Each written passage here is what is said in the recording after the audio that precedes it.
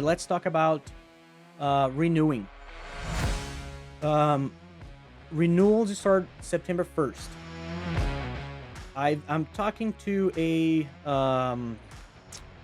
board member that will be helping me out selecting one jurisdiction that we're going to test it out first to open earlier.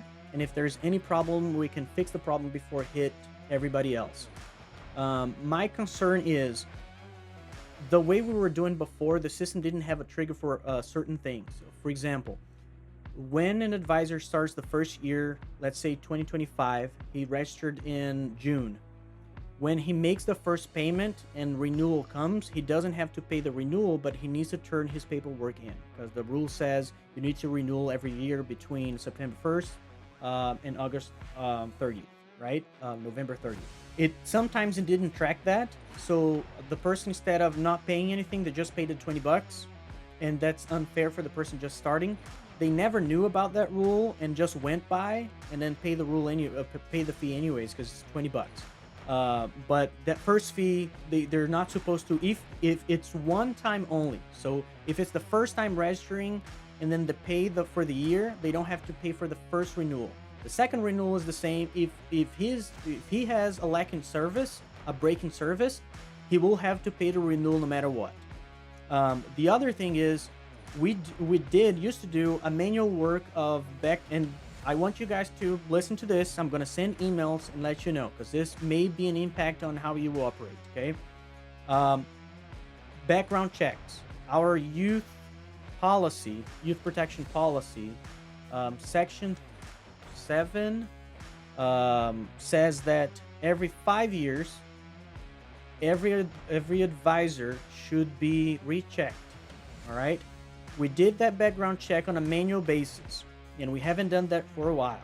How we did it: after the year end, we would pull a list from eScribe and then contact those people that need to do that background check again. It's a tedious job. We need to track them one by one, and our advisors are terrible at following that deadline, especially when they need to do that and they're like, oh, I'm already registered, I have to do this. They just linger, and it's time consuming from the office checking one by one. How this is going to work now, and this will impact your renewals. When renewal comes, if that person is 5 years behind, the system will automatically trigger and say, hey, we need to do this every 5 years. You need to be checked, have a background check, and you were selected to do that background check. The renewal will not pass until that background check is done. So make sure that you talk to your advisors and ask them to do it earlier, because it can take a couple of weeks to get that background check done.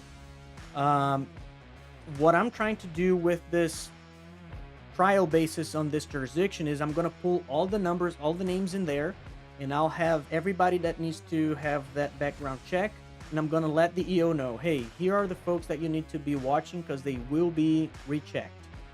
It's a financial preparedness for us because we know how much we need to charge. The advisor doesn't need to pay anything. He already paid for it.